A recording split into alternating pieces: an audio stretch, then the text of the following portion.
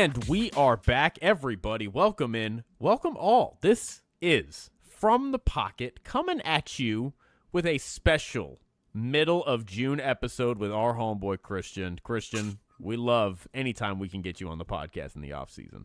Yeah, that's great. It's great to be here.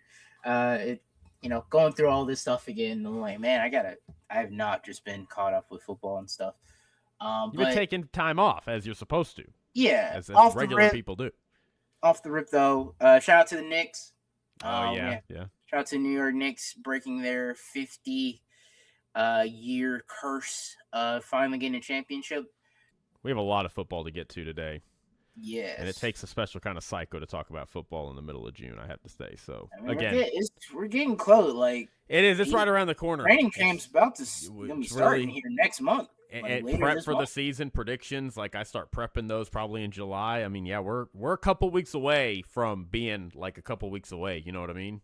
Yeah. So it's getting there. But today, wanted to change it up a little bit. I feel like a lot of the episodes I've been doing have been like very team centered, and I wanted to come with something a little bit different. I wanted to talk about players.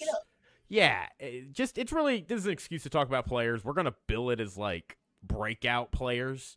But in reality, it's really just players we're excited to see or players who we find interesting going into this season. A lot of breakout players, a lot of players maybe.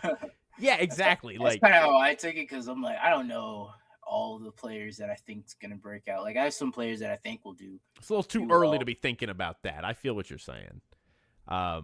So, you know, it's a little bit of everything. It's breakout players meets exciting players meets interesting players. Meets, you know, I think Christian's got some coaches in there. I've got some position groups in here. Like, it's a lot of everything. So, a few new head coaches coming in this year. Just an excuse to talk about these teams in a different way. So, Christian, we got the AFC today. Wanted to go ahead and start with, and by the way, we got the NFC coming out next week. So, we're going to be just for June, we're going to be doing one podcast a week because, guys, I'm tired. Come on now. Come on, y'all are watching the World Cup. Y'all, you know, it is what it is. So we'll do the AFC this week. We'll do NFC next week. I wanted to start here on my list. What did you have a team you want to start with, Christian? No. You can All right, we'll knock out the AFC North first. We're gonna start with. I have the Browns on my list as the start. Okay, big trade. I guess to start off with for the Browns. Obviously with the big trade, as I said, trading Myles Garrett for Jared Verse. I'm excited to see what Jared Verse looks like on this team. They just got their, new young pass rusher. I mean, he has a lot of big shoes to fill. I mean, I think in the interview he talked about it. He wants to be. He's not about him, filling Garrett's shoes. It's about him, exactly. Starting his lane. And you can't fill Myles Garrett's shoes. You can't. So. And Jared Verse, very, very great player. I think he does well with the advanced analytics. I think he's a nerd's wet dream. He doesn't wins a lot, but he doesn't get finish. His stats done. Yeah, his exactly. Stats yeah, 100%. Yeah, don't share that. So excited to see Jared Verse on what I think the Browns defense. I know Jim Schwartz got there some I wouldn't say controversial, just some bad blood with Jim Schwartz and the Browns, but I still think they'll be a solid unit defensively there. So excited to see what the Browns do with their defense. Hopefully they can continue to be a very good team, and hopefully, that defense can travel. That's been the issue. They've been really good at home, struggle on the road. So really looking forward to seeing how this defense looks. And anybody but Watson QBing for this team. True. That's really all. Anybody but Deshaun Watson. It's already fallen apart. Even if they're like, hey, we're going to start Dylan Gabriel. More interesting.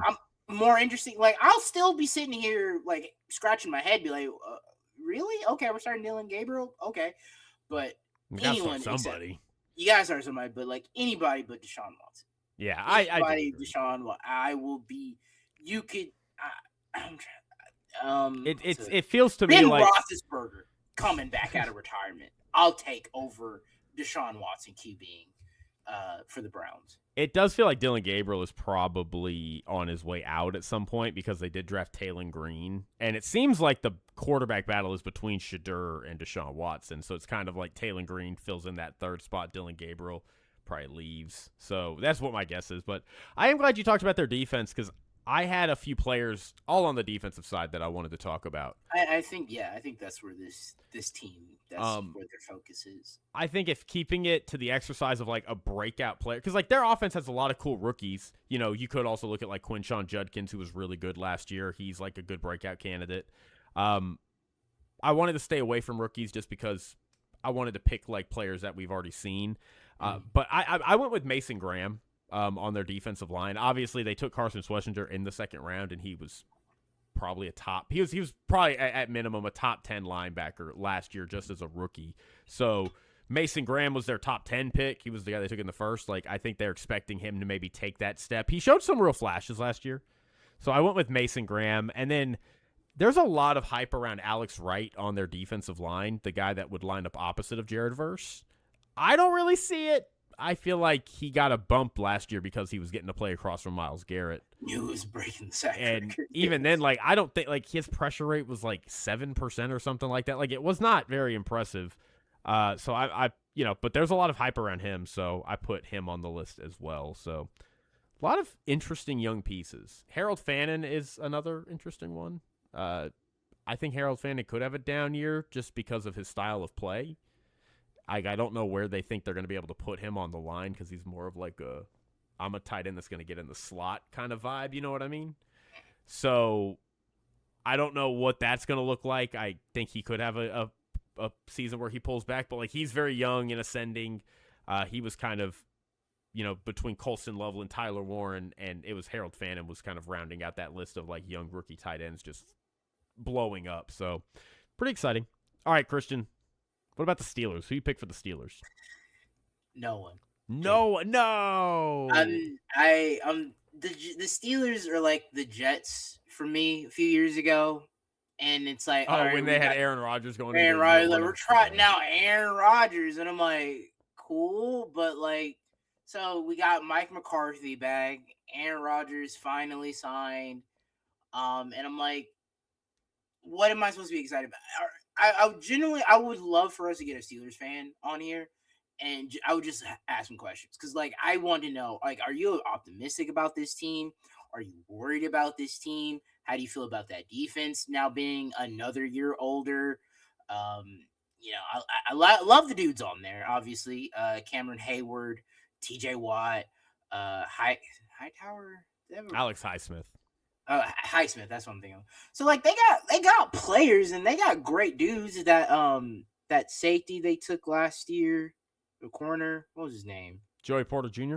Joey Porter Jr. Like, love those dudes, but I mean, okay, so Aaron Rodgers, we're know where we're gonna get from Aaron Rodgers. It's gonna be very quick passes, getting the ball out, running the ball, all this stuff, but like. They're not scary. And guess what? You don't have your trump card and Mike Tomlin now there anymore. So you can't win. There is a chance. Games. Yeah. There is a chance we could finally see for how many years since when did Mike Tomlin take over? 2007. So this could be I think a lot of people are going to predict this. I don't think I'll look when we do our predictions, all that we'll see, but this could be a year where we could see for the first time since 2007 they have a losing record. No, and I'm not hoping that they have a bad season, but if they do, I hope the Steelers take a really, really long look at themselves in the mirror because things need to change. Things need to change here, and it started with Mike McCarthy. It started with Mike Tomlin having to step down, but I feel your frustration. This team needs a lot of work. I've been critical, and really quick, just to complete the point you were making, the Steelers have not had a losing record since 2003, so they went 6-10 that year. But to kind of like round out what you're saying, I agree a lot with what you're saying, and I think a lot of what the Steelers do as far as their team build frustrates me because it feels very much like they're trying to simultaneously live in both worlds where they're like, well, we can continuously get by being between 8 and 10 wins every year. And we can also build for the future. And it's like you're kind of borrowing from one to pay for the other, and you're going to end up just not really going anywhere. That's really what it feels like they're doing. They just don't want to take their lumps because they're the Steelers, which I get, but I think it does end up costing them long term. I would feel like if this is just my opinion, if I was a Steelers fan, I think I would be okay with, hey guys, we're gonna, like you said, take our lump. We're gonna be bad for this year, maybe next year, but give us some time. Give us some time, and then we could figure it out. I agree. Look, you're not going to hear any disagreement from me. I think they should do that. I wish tanking was a little bit more accepted in the NFL, especially because it's guaranteed. Like, it's not like the NBA where you got to draft and where you get a lottery, and now the league's changing where they're flattening all the odds. It's if you're the worst team in the league, you're getting the first pick. Tanking is tough because you can't really tank as an NFL player. Like, I mean, it becomes borderline dangerous if you're trying to not. But like, you do see tanking from an organization. Like the Dolphins are tanking this year. They know what they're doing. Like they are getting rid of as much talent as they can. So when whatever they put on the field, it's like, yeah, dude, you can go get on the field and try as hard as you can. You're not good. Like, you're gonna be giving up passes and coverage. That's what the Steelers would do. So I do too. But like, I will say this to get this back on track and to make this a more positive note. Because we're selling positivity in the middle of June. You know, everybody's optimistic. There are a few pieces of the Steelers I really like. I picked mine to be Nick Herbig. He's been a rotational defensive lineman for them, outside linebacker guy.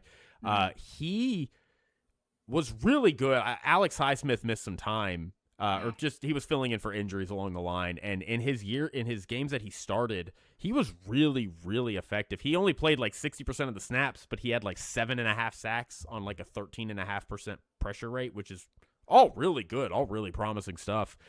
He just got paid $100 million contract, which I think people on the outside looking in are like, why are you paying this rotational guy that much money? It's like, because we have big plans for him this year. He is going to step into this role and be really good. So Nick Herbig, I'm really excited about. I also went with Derek Harmon, a little bit of a cheat, their first-round pick from last year.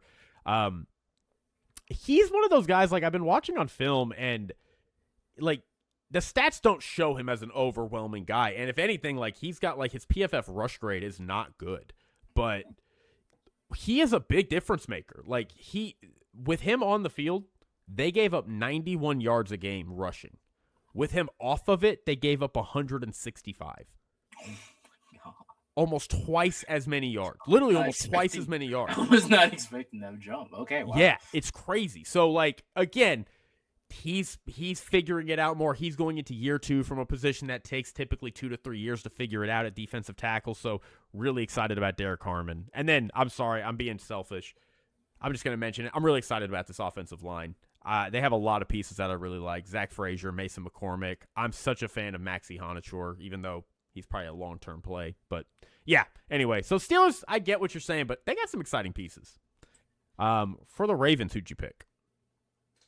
So the Ravens are kind of like holistically. I put Jesse Minter, first-time head coach. He has been in the building there. Trey Hendrickson on their defensive line. We had the little drama with the Max Crosby and all that stuff. But that's crazy.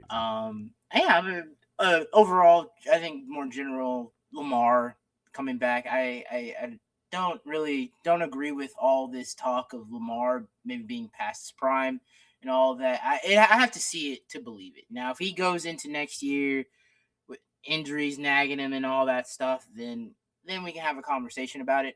But for me, it's just I gotta see it to believe it on that. But yeah, excited to see on how this looks with Jesse Minter, new offensive coordinator too for the Ravens. Excited to see that, and all the defensive pieces coming back that were injured and missed a lot of the time last year. But Trey Hendrickson's probably, him and Jesse Minter probably like my 2 candidates. Yeah.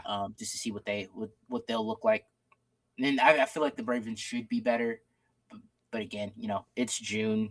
a lot of things can change. And for the first half of that Bills game in Week 1, we thought this best team in football, baby. This is one of the best teams in football, and then it just went downhill from there. But and also on Jesse Minter, a lot of big shoes to fill. Like, I know didn't end well with John Harbaugh there at the end, but like, he was still a very good coach.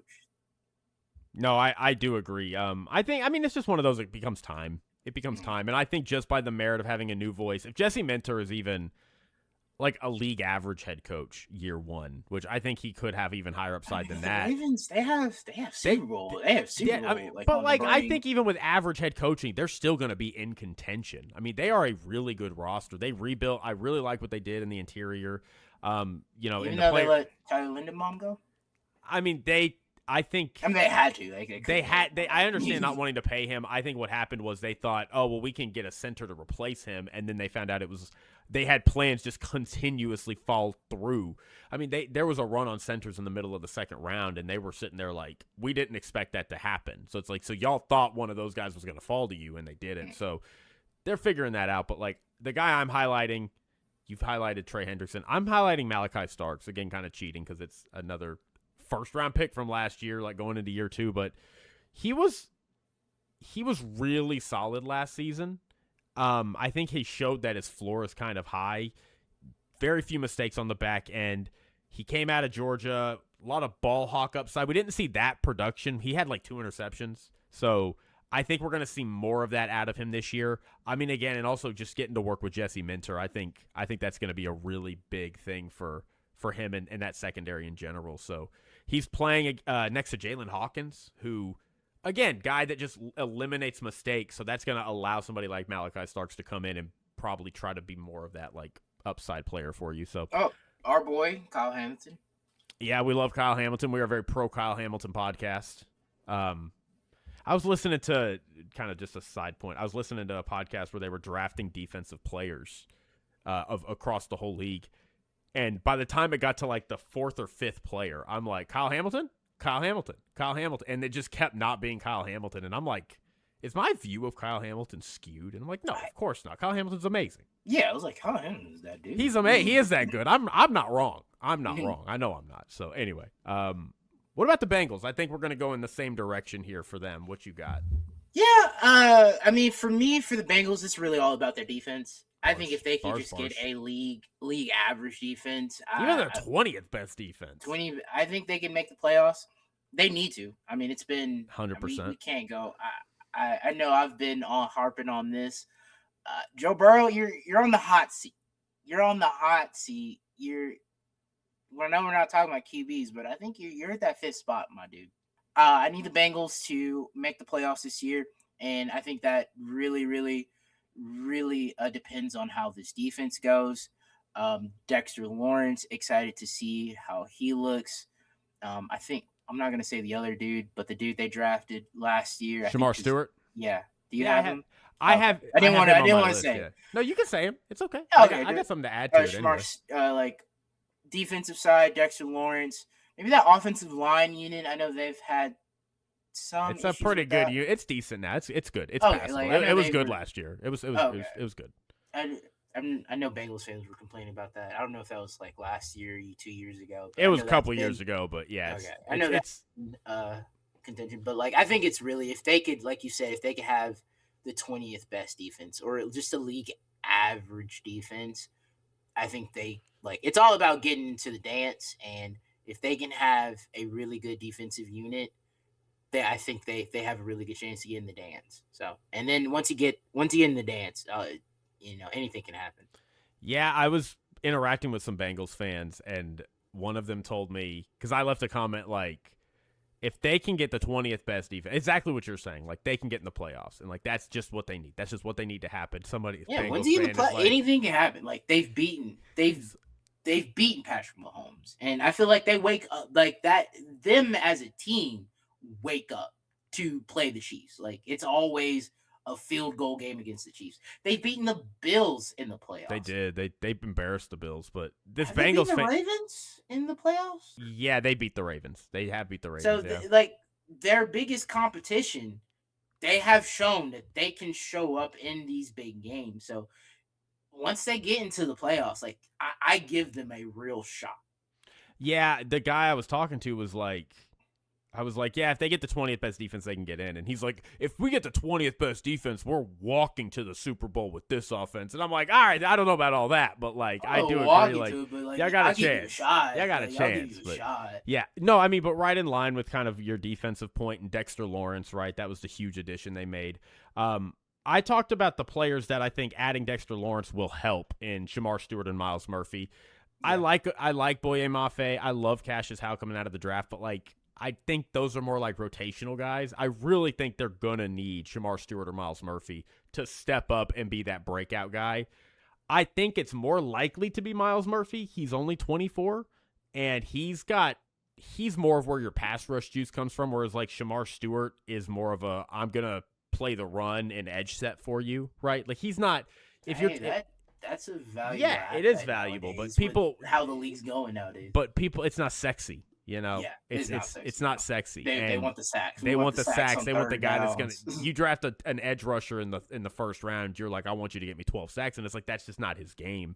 Myles Murphy, that could be his game. He could legit have double-digit sacks. He's got great bull rush. Yeah, they lost Trey Hendrickson, so they need somebody. He had, again, he's only 24. He's the same age Jared Verse was when Jared Verse was coming into the NFL. So like he's still very young.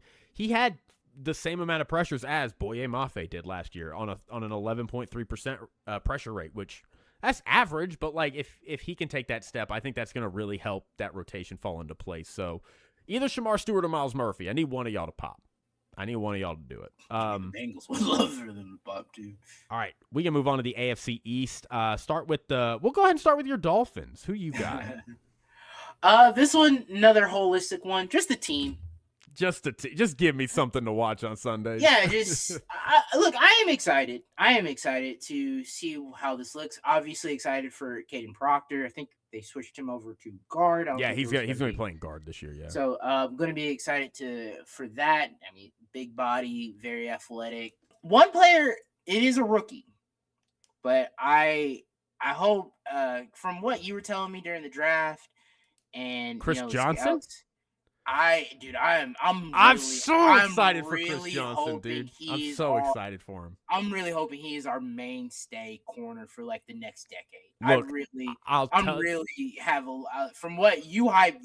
He's my favorite corner of the draft this year. I'm expecting him to be like I'm expecting him to be our Pat Surtain. I'm expecting him to be our guy for the next decade. I think he's gonna this is the one player I am. All the rookies, obviously. Rodriguez, linebacker, excited to see him. Proctor, all those guys. Y'all's linebacking core is really sick. Y'all have a great linebacking core. Y'all have one of the best linebacking cores in the league, honestly. It's really good. But if I had to pick, Chris Johnson is my guy. I'm really hoping he pops. I'm Proctor too, obviously, but if Chris Johnson pops, I would love that. I will say Chris Johnson, just because y'all have such a not good pass rush situation, you might, and he's like the only guy back there. Like you still might see him struggle a little bit his rookie season. So like, don't sell stock on him if he has a rough rookie season. Like I think that is very on the table, even though I think he will have a really strong NFL career. Yeah, I agree. I just need to see flashes throughout this year. That's fair. Okay, that's all I want to see. I went with for me. Sorry, honorable mention. I need Chop. Dang, you got it. That's exactly where I was going. That's exactly where I was going. I didn't know if you had Chop on there, but very great rookie season. Very, very disappointing. Everybody was disappointed, and everybody was disappointing last year, but I need him to. He was bad last year. He was bad. He went from rookie season 56 pressures, 6 sacks, 17.2 pressure rate. That's all really, really high-end stuff. He had half of this of pressures. 27 last year. He had 4 sacks, and his pressure rate was at 12, which is average, which is actually not it's actually okay, but it's still like, I mean, that's much less productivity. Like, we need Chop Robinson. Yeah. Chop Robinson wants to prove he was that guy we thought after his rookie season. He needs to step up. My other guy I have was Patrick Paul, your tackle. Phenomenal pass rush protector. He's really good at the pass protection. I really love like just watching like what he does. Like he's really good at setting an anchor. I'm glad because I think was it last year going the year before we were kind of like Patrick Paul gonna you Yeah, gonna cut him and he's really come onto the scene. He's really good. Now his run blocking is, I will be kind and call it a work in progress. He's got some stuff still to do on that, but like I really think like he's going to emerge as a franchise tackle, and I think if Caden Proctor has the upside that I think he does, once you can move off of Jackson on the other side. Austin Jackson. Yeah. Once you can move off of Austin Jackson, you would put Caden Proctor out there. I think you have a really nice tandem of young franchise tackles, and you have Aaron Brewer in the middle, who's still one of the best centers in the league. So like, if Patrick Paul can hit, there's a lot of upside for this unit. So yeah. All right, let's talk about the Patriots. I feel like we got to be on the same page here. I went with the low hanging fruit. I don't know what you went with, but it's AJ Brown. Oh dang! Okay, we're not on the same page. AJ Brown. I think it should be fun. So yeah, that duo with AJ Brown and Drake May. You know, Drake May was very, very good at throwing the deep ball last year. AJ Brown, very good contested catcher, Sure. deep ball threat. I think he still got a lot of juice in the tank left there. It is going to be interesting to see how this duo works because, Drake May still very. I know he went to the Super Bowl, but he'll be going into his third year now, and he has expectations, a lot of expectations, for the Patriots. They're expected to be contenders now every year since they made the Super Bowl. Competing for the division. They are in that. Yeah. So now, there's a lot of expectations, and with AJ Brown coming in, I think it'll be a good fit for him. But we kind of know what AJ Brown's deal is. He's won now. He's won a Super Bowl. He's got that out of the way. Now he just wants the stats, all the counting stats. So the yards, the touchdown, the catches. It's going to be interesting to see how they manage that. Booty, is he coming back? Kayshon Boutte is going to be there, yeah, but I don't know what's going to happen with him because his role is kind of redundant now because AJ Brown does what he does. So it's a little. I don't know what's going to happen with that. Going to be interesting to see for the Patriots. Also, that defense, that defensive line. Excited to see what they look like. I know they kind of popped in the playoffs, but I don't think they're a solid unit, but not very. I don't think they have that one guy on that unit.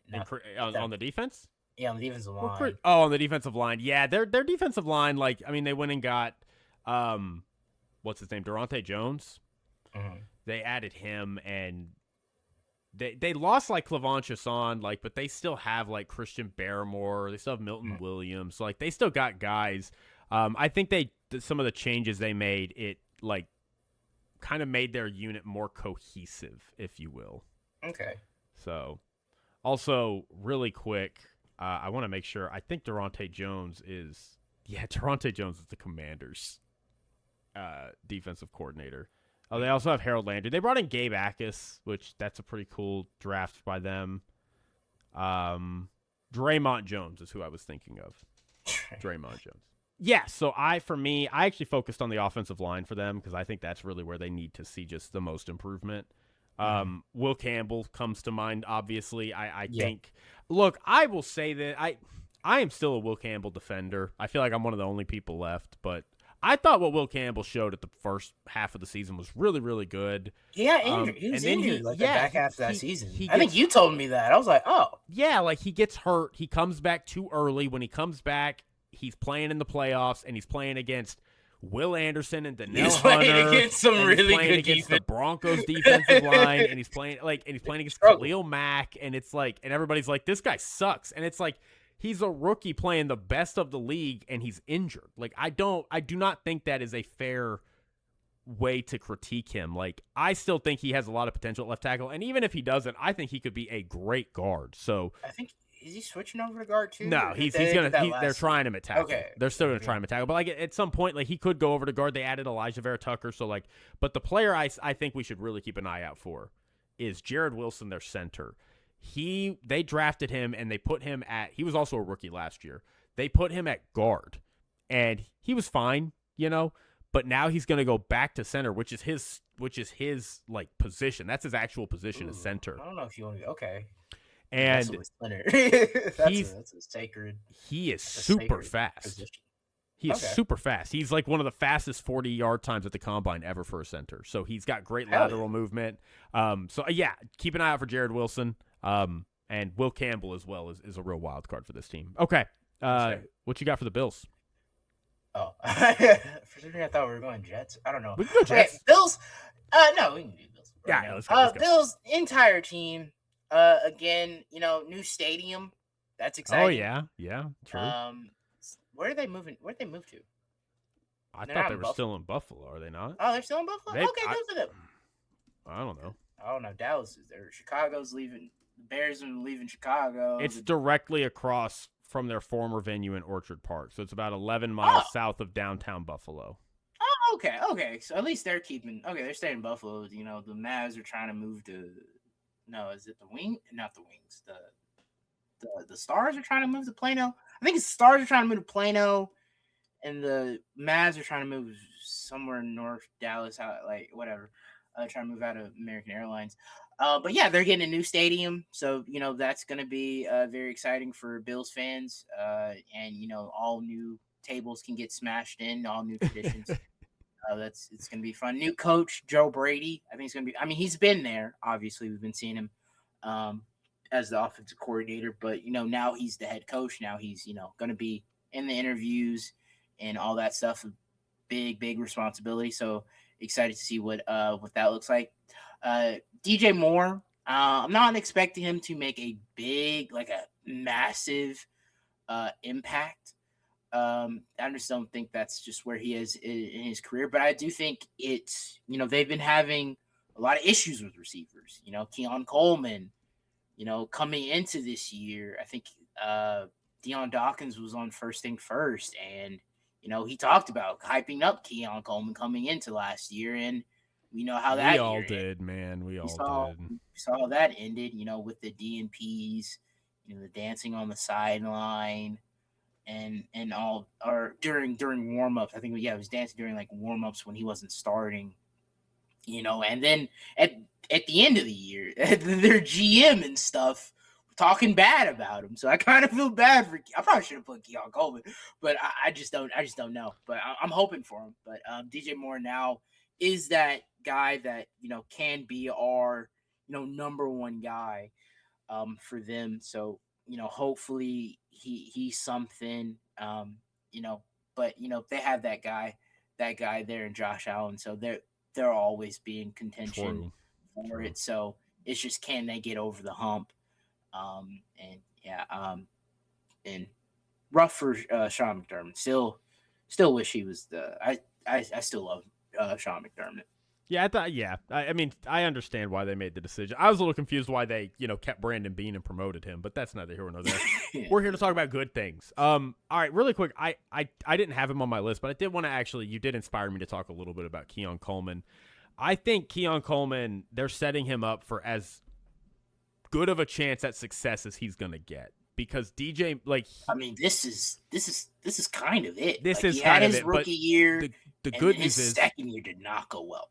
They're going to be able to use DJ Moore, and that's going to allow them to give Keon Coleman more flexibility in the formation, because he's playing a lot of X last year, which he could play X, but you want to move him around the formation, and you want to give him kind of that flexibility. So this is going to do that. And I mean, combined with the fact they still do have Khalil Shakir, who's still going to be their primary slot guy. They drafted Skylar Bell. Skylar Bell's I really liked him as a prospect. So, they got some guys. I think that's going to help Keon Coleman. I went with a couple of defensive players, though. I went with they do need a lot of work on that defense.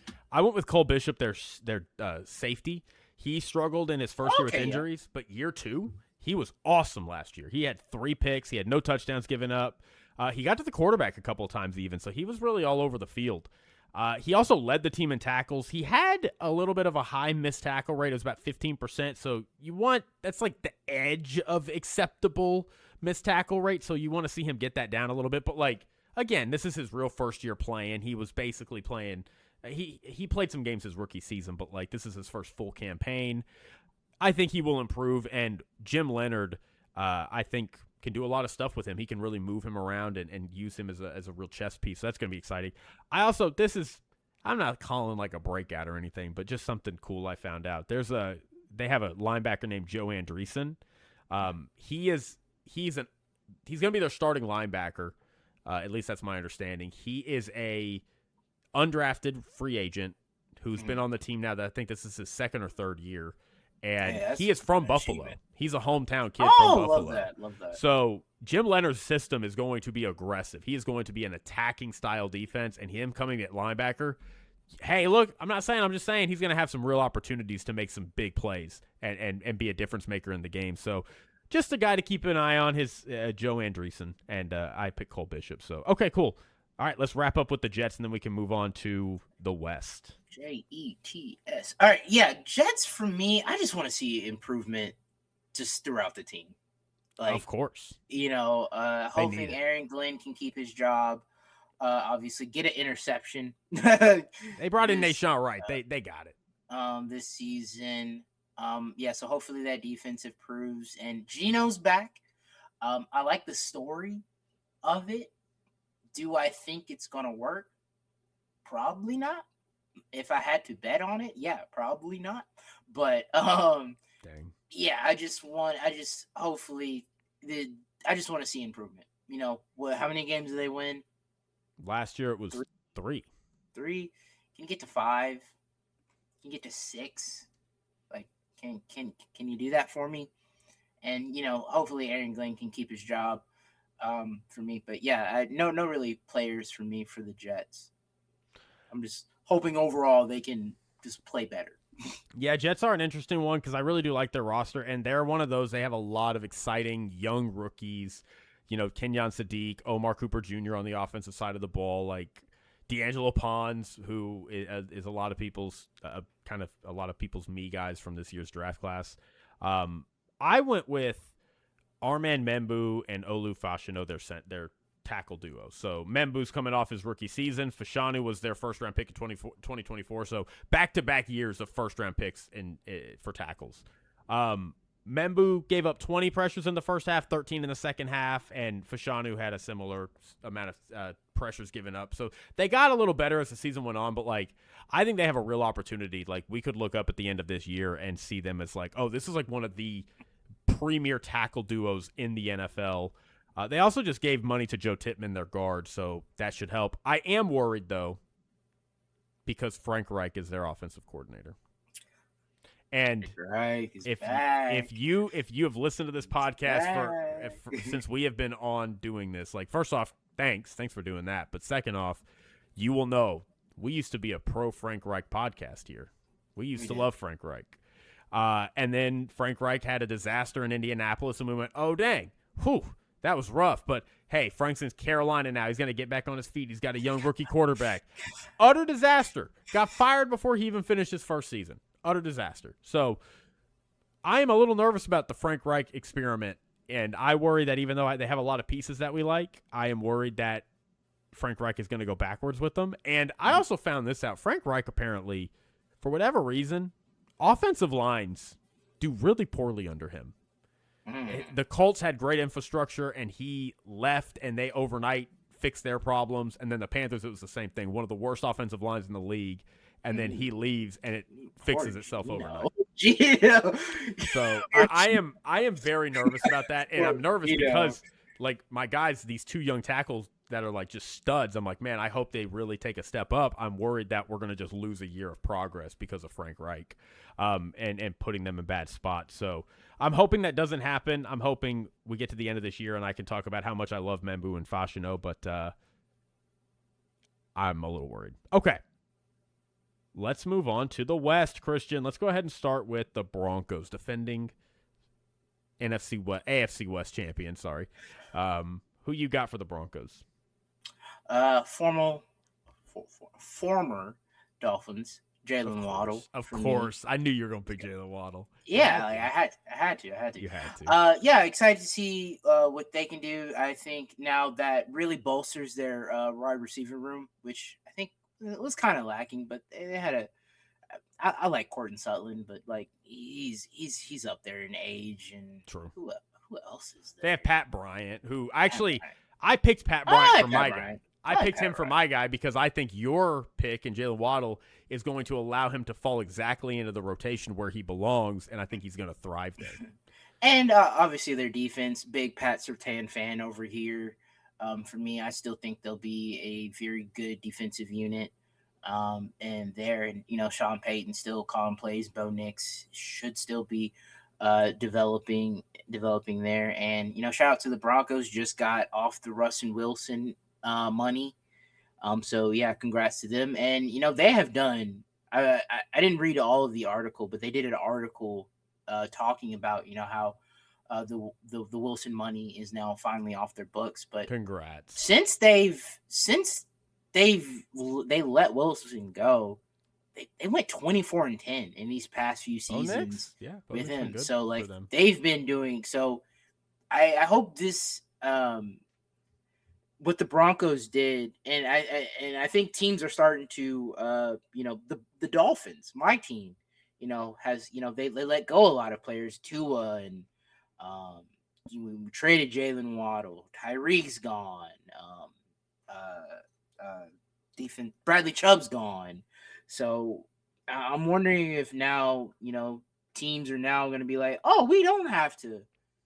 If we do, I wonder if it's going to change where teams are going to be more hesitant to give out these bad contracts to guys we're kind of like on, or they'll just be like, hey, we made a mistake, and we can just move on. And the Broncos did a really, really good. Now it takes a lot to do. It's even more easier said than done.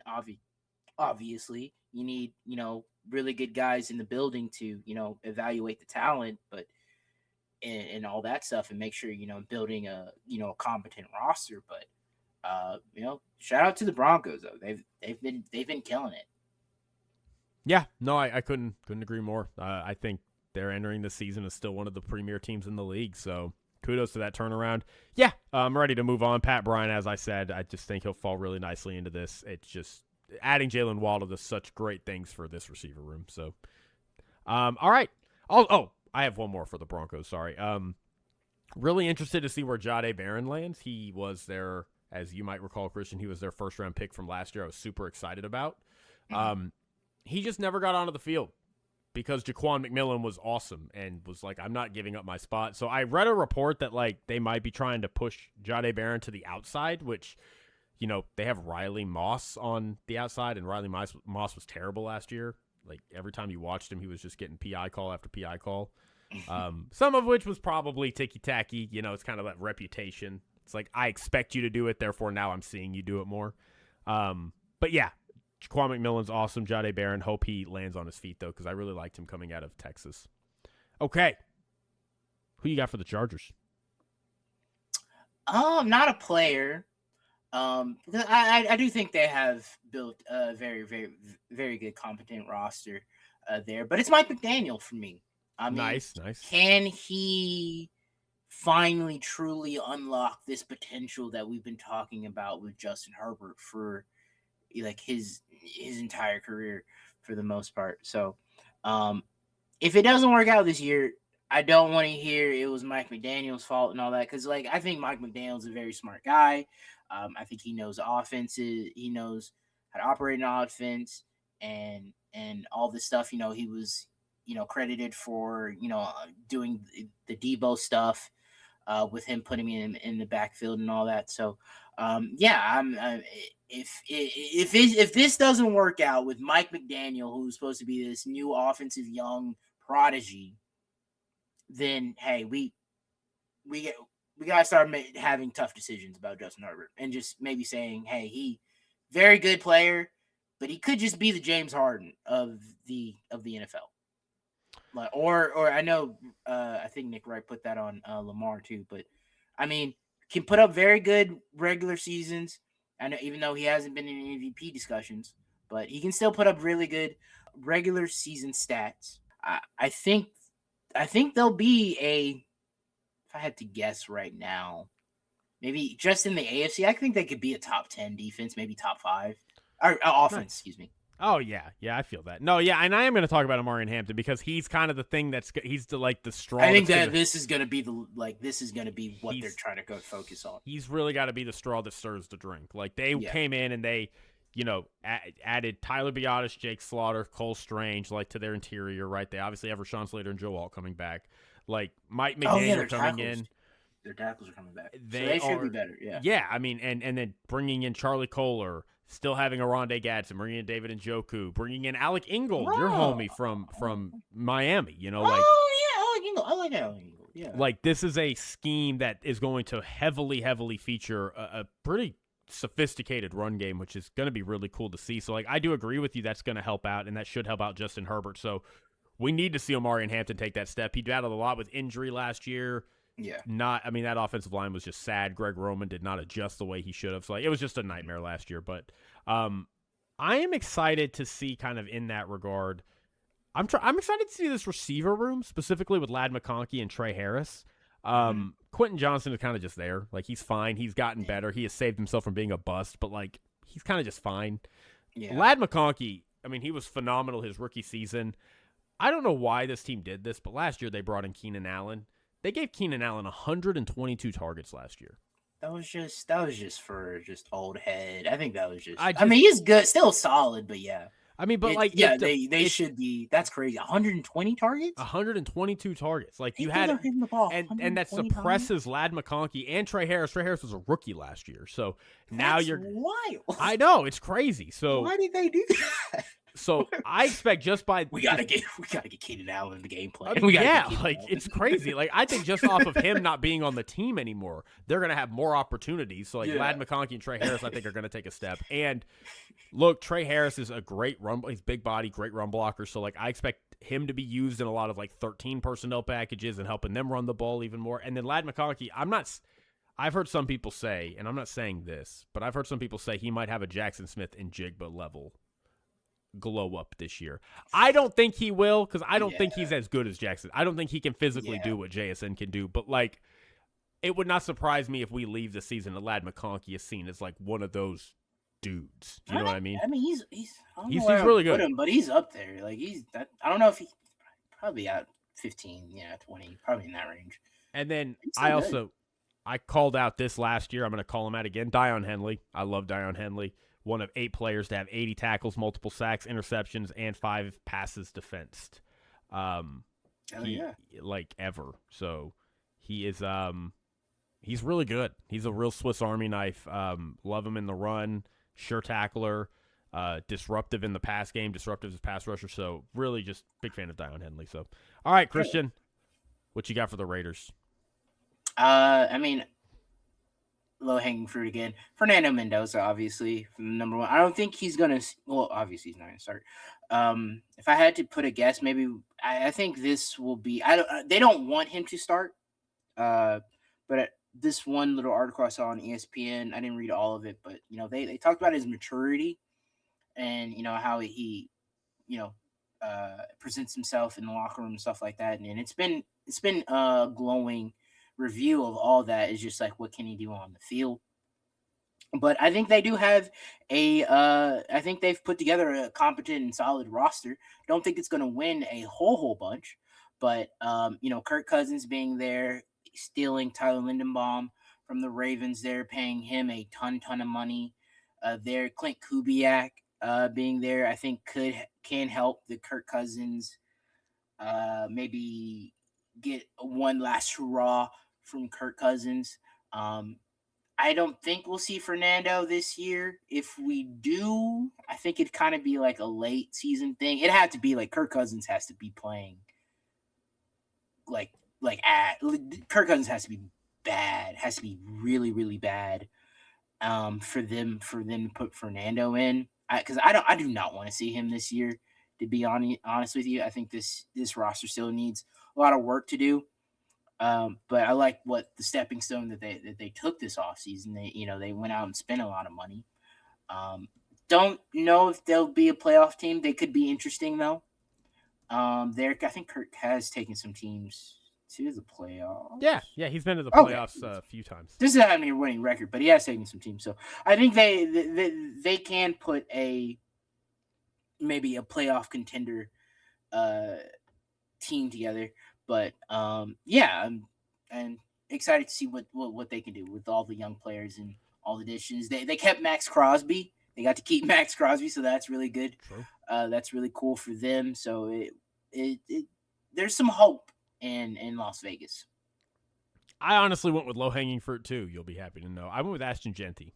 Okay, yeah. Yeah, I mean, he's gonna. I forgot about him. That's crazy. He is going to naturally just have. I forgot about Ashton Genty. He was honestly really good last year. He had over 900. No, his yards offensive rushing. line was He had dog shit. 1,200 yards from scrimmage. Here's some stats for you. He was 8th last year in avoided tackle rate. He was dead last in yards before contact, 1.1 yards. He was and they'd be in the backfield. He was around 15th in yards after contact. Here's a bizarre stat that existed at some point in the. I think it was after the first 3 or 4 weeks. There was a point where he had 101% of his yards came after contact. More than it's crazy. Mathematically, it's how does that even happen? So there were games where he was literally hit behind the line a majority of snaps. Dude, they would snap the ball. He'd get it. He'd look up, and he would see his guard center just on the ground, touching nobody, just guarding air, doing nothing. Yeah, and I think the offense, Tyler Linderbaum is going to improve this offensive line, but what's going to improve this offensive line more is the fact that Pete Carroll's son is not coaching it. Because he was terrible last year. He was horrible. That was a big thing. And so, just by default of coaching, because this is a pretty talented line. They have, again, we talked about Tyler Linderbaum. They have Colton Miller still out there who, if he's healthy, he's good. They have Jordan Meredith still on this line. Jackson Powers-Johnson is probably going to slide in. DJ Glaze is fine, but, they got guys. They have decent guys, and they're going to inheriting a scheme with Clint Kubiak that's going to put less pressure on that line because it's a wide zone look. So I think this offensive line is going to improve a lot, which is going to in turn help Ashton Genty. I also went with just in the receiver room because they really need somebody to step up there. Trey Tucker, which is cool. That's fair. And then I went with Jack Besh, who I'm more excited about. Jack Besh. They just not tell you what Raiders receivers are on that roster right now. It's basically Trey Tucker, Jack Besh, and Jalen Naylor, if you remember him from Minnesota. So, but yeah, Jack Besh, big X. I think he's kind of like an X. I don't know. I've heard people who know more about football than I do say he's not, but he's a big body guy, and he can go and he's almost like a semi hybrid tight end, hit the way how big he is to a degree. He's a little small. He can't be a tight end, but I just expect him. I'm hoping they find some use for him that this old regime, just for whatever reason, they drafted him and then just never put him on the field. It was very strange, even though the tape was pretty good. So anyway, all right. I think we got the Chiefs last, and then we can move on to the South. Yeah. Patty for me, obviously coming off a not a bad. It was a bad last year. He was good. I thought he was good. He was. He was the team. He was leading the team in rushing. He doing everything. Thornton, I think, comes to mind too. Eric Bieniemy coming back, getting him back, I think is going to be, work wonders for him. He's familiar with the team, with Patty, with what Andy wants to do. Kenneth Walker, another addition they've made. Hopefully that takes the burden off of Patrick Mahomes and all that. Obviously, also that defense, it's been retooled, all that with all the secondary, that being a whole new unit. But Chris Jones is there and all that. What's his name? Bolton, love him on that defense. So yeah, question marks about their defense. It's just a lot of new pieces.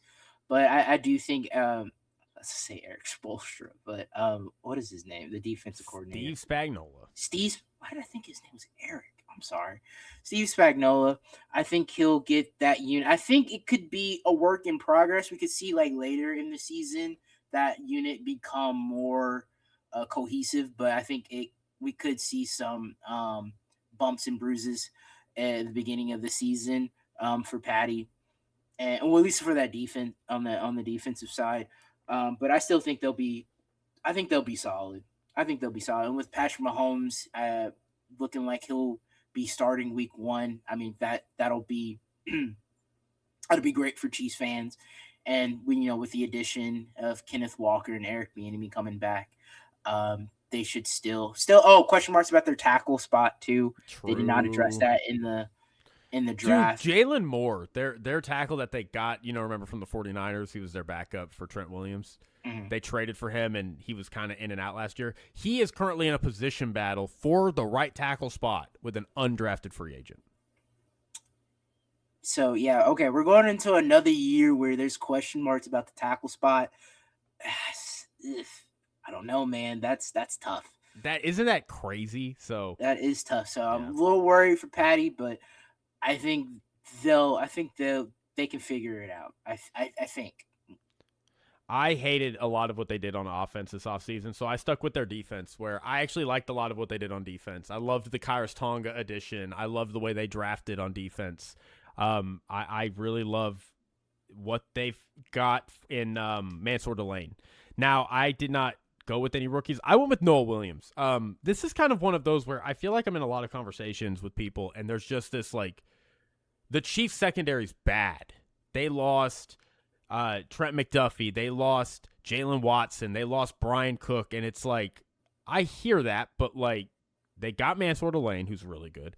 Noah Williams, like, they just did it again. He's like a third rounder who's coming off of like his rookie season. He was really stellar last year. So like I understand why they look at what they have and they're just like, we're fine with this guy. They know how to draft. They've been drafting well corners. I mean, they just know how to do it. They've got Alohi Gilman, who they brought in, like not an excellent player, but a good floor raiser at safety. That's fine. And I mean, you have Noah Williams pairing him up with Mansour Delane, and you have Christian Fulton rounding out the room. They even added L'Jarius Sneed, which like, if you're telling me I get L'Jarius Sneed as like my fourth corner, if I get him as my fourth corner, I'm fine with that. So I really I like a lot of what they did in like addressing that secondary. I think it's a very underrated unit now.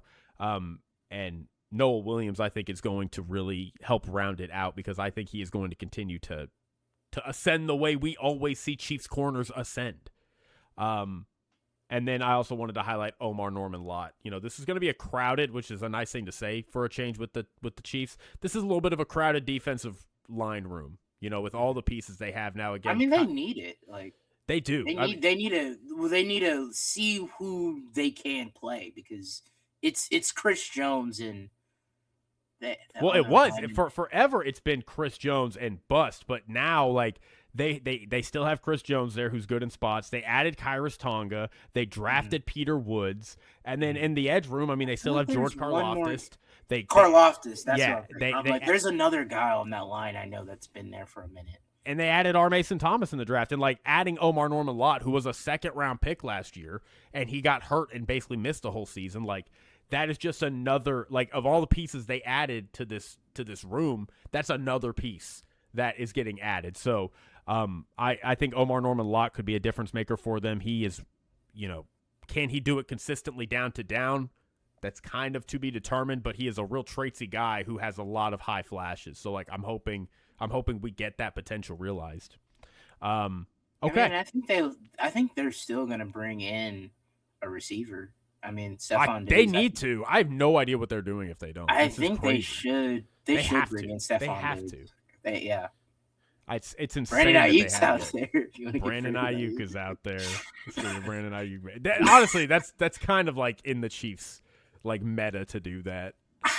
Not Brandon Ayuk. I'd go get Stephon. If they weren't dealing with Rashee Rice, yeah, they might. I mean, Stephon. He was a good boy. He was a good look. I know the stuff with which. Proven to be made up or whatever. That story wasn't that big. It was blown up, but Stephon Diggs was a good boy. He was really good in New England last year. Like, he was a valuable piece to that offense. He was not just there. But yeah, anyway, we can move on to our final AFC division, the AFC South. Start off with the Texans here. I mean, just for me, the defense, watching the defense, that defensive unit is so very good. You sent me a clip of, you weren't even watching Danielle Hunter. You were watching Will Anderson, but you showed me this clip of Danielle Hunter and him just bullying a grown-ass man. From the Rams, Lamar Jackson. From the Rams. Like, so, yeah, just excited to watch that defense. And CJ, Please, bro. He's got it. This is it. He's gonna Please. put it This together is this year. it. He's gonna put it together. This is it. Like, Nah, but he gonna put it together. have they? Is this his? No, this is third year. This is fourth year. This is fourth. Okay, so I mean, but you could still. I think. You talked about this. Is like, what's going to be the first team that's going to be like, no. At some point, we are going to hit. It's the same thing with Bryce Young and C.J. Stroud, where it's like at some point, we're either going to have to accept that there is a middle of the pack quarterback contract that we are okay with setting as a standard, or these. I just cannot imagine, like, unless CJ or Bryce Young just come out and ball out this year, they're going to be in a position to go in and demand $40+ million. But I would still be even. I'd still be even cautious to, like, even if CJ balls out. I mean, you gave us his rookie season and this upcoming season, and the others were, I mean, different coordinator. It wasn't all his fault. But a lot of it was not. He's had the worst run game in the league since he has entered the league. So I mean, it's not all on him. Hopefully, he can step up. I think they've made some choices in this offseason and in the draft to try to address this. Their offensive struggles. So it's really about, can CJ Stroud step up in this offense, because they have an argument, at least on the defense. They have an argument for being in that AFC Championship game.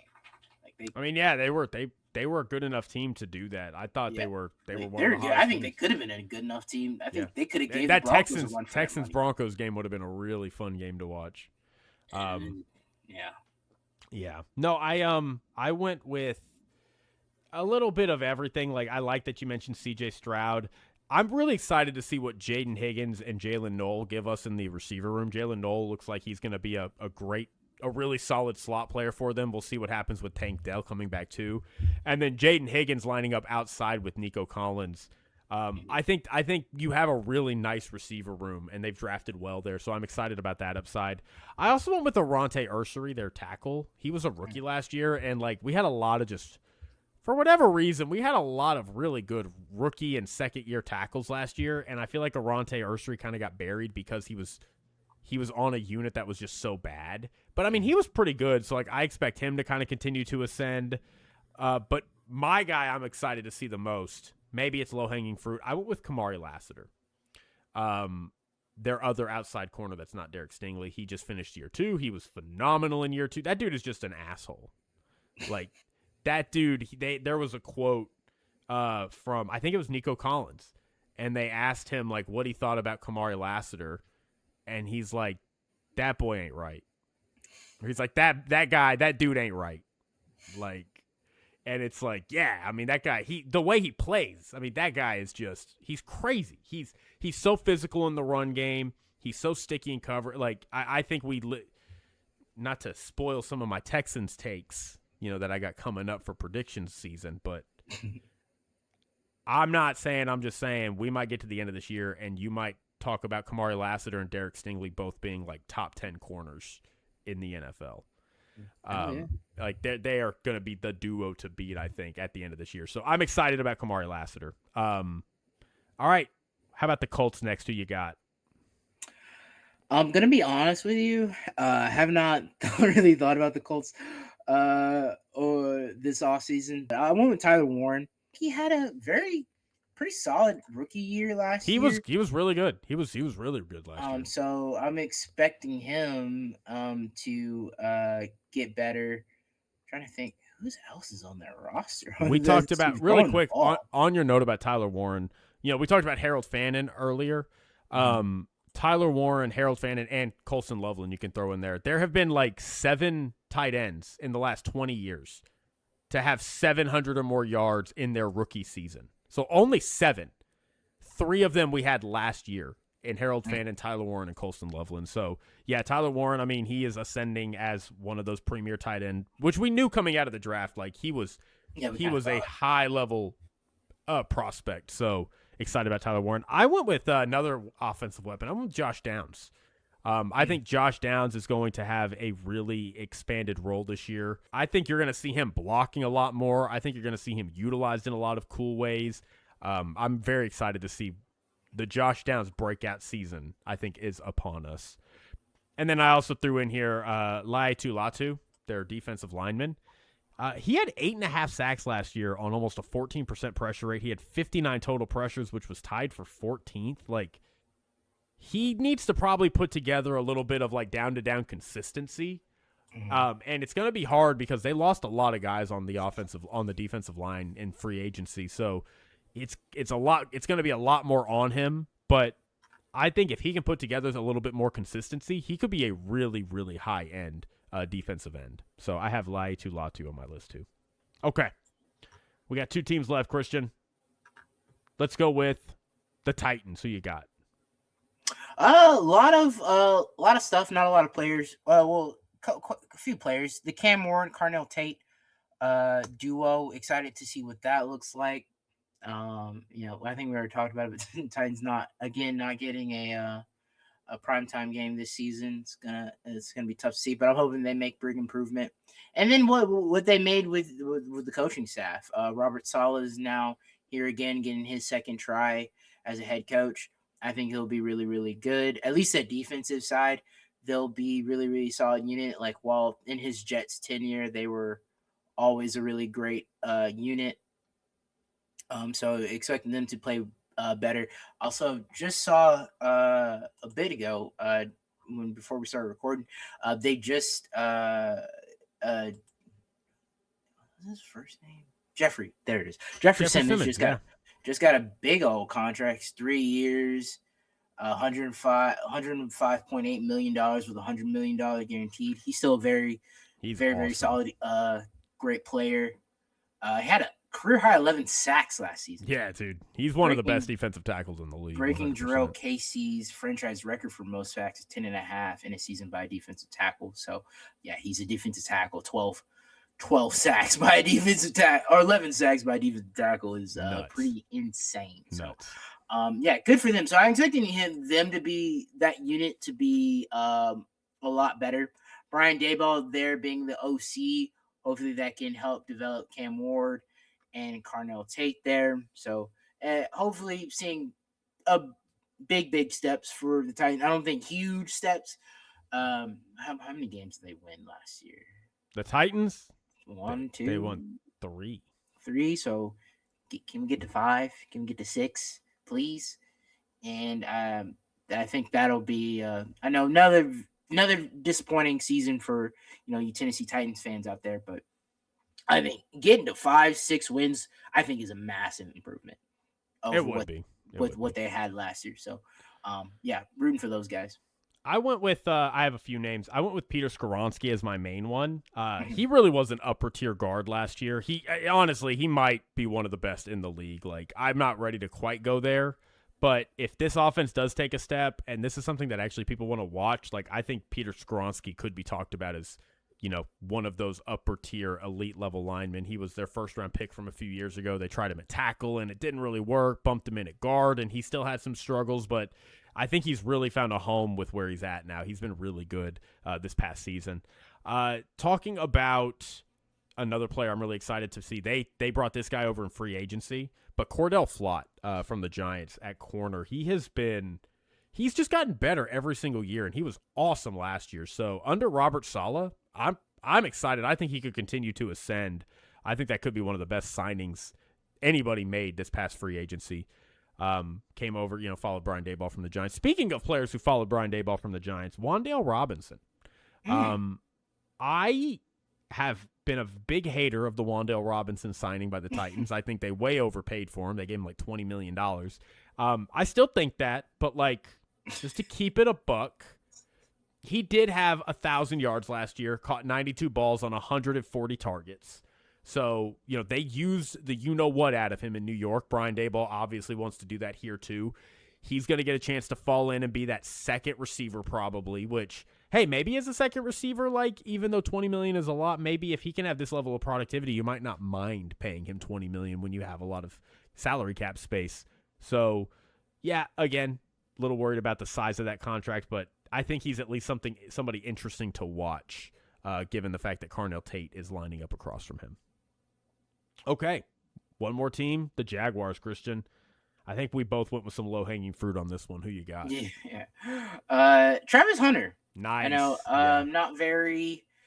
Um, maybe saw some flashes last year. I don't remember a lot of the Jags games, to be honest with you, but You they gotta watch are. it. Second half. Go watch I the know second half. you. Go watch the Yeah, second half. I know of the you Jags. were a proponent of their D coordinator. I do not know his God, name. Anthony Campanelli was so good last year. But Liam Cohen was too. I think to keep it up. Liam Cohen, fantastic. Sorry, didn't mean to. So yeah, but Respect him. With Put that in mind, also Trevor Lawrence as well, but hopefully he can break out, because the Jags are coming in with some in my opinion, in good graces with me at least. But yeah, Travis Hunter looks like he's going to be mostly playing full-time corner this year. I think that will be very, very good for his development. Less stress on his body, trying to play both sides of the ball. Like the NFL is a different kind of animal, man. It's a different league. So I'm glad the Jags and him have, come to their senses a bit. Maybe after off season, OTAs, training camp, preseason, we get, he can now stick to, mastering for the most part one role, have some gadget plays for him and on offense if you want, because they still got some dudes over there on offense that really took a step up once he was kind of out of the rotation there on offense. So really hoping he can have a bounce back year and get to see, because I think he's a very talented Travis Hunter. I think he's a very talented player. He is as a prospect. This was something I didn't fully realize when we first started talking about him last year, but as I've gotten to learn more and see more of his game, he is like an elite cornerback prospect. Like he truly is like a special kind of player at the corner position. But I mean, he is also that arguably at the receiver position too. So I understand why they said we got to try to have both, but I agree with you. I think letting him focus on that and setting up some packages for him in the offense, I think you're really going to see him flourish. I think he didn't have to know a whole playbook on the offense. You just these are your plays. This is what we're going to run with you. Yes, and that's all you need to do. What we want you to do is become this lockdown corner that we think you can be. 100%. I love that call out, and I will also, just to kind of round out that discussion with their secondary. They have Travis Hunter on one side, and even though they did lose some talent, they were able to keep Monterick Brown on the other side. So, Jordan Lewis is still there as well. So, this is still a pretty decent cornerback room overall. But I went with another guy on the Jaguars, low-hanging fruit who needs to bounce back. Brian Thomas Jr. Yes. I went with Brian Thomas Jr. He's getting a lot of praise in OTAs. I think last year was just tough. They just didn't know what to do with him. They were putting him in bad spots. I don't think he was totally locked into the game. It was just, he was dealing with an injury a lot of the season as well. There was multiple injuries really. So I think this year you're going to see him return to kind of what he specializes in. He's going to be in that intermediate route area. There was one game where I think he literally stopped running or something. I remember it was bad episode we did, and I was just like, dude, he just that wasn't Trevor He had Lawrence's bad ball fault. drops. He had bad drops on fourth downs early on. It was bad. So I think Brian Thomas Jr. is going to get back to form. Very excited to see him. That is the AFC, y'all. We went through them all. So we appreciate you listening. We appreciate you rocking with us. Take it easy. Take it sleazy. We are on TikTok, Instagram, YouTube, Spotify, Apple, your favorite podcasting app. Give us a like, give us a share, give us a rating, give us a comment. You know what to do. Water cooler, all that. Christian, we are so close to prediction season. Yes. It's crazy. It's going to be here before you know it. How you feeling? Not great. No. You'll feel great. It'll be fun. It'll be fun. But until next time, y'all. Keep an eye out for the NFC drop of this exact same topic. Excited to get into that one. So until next time, peace.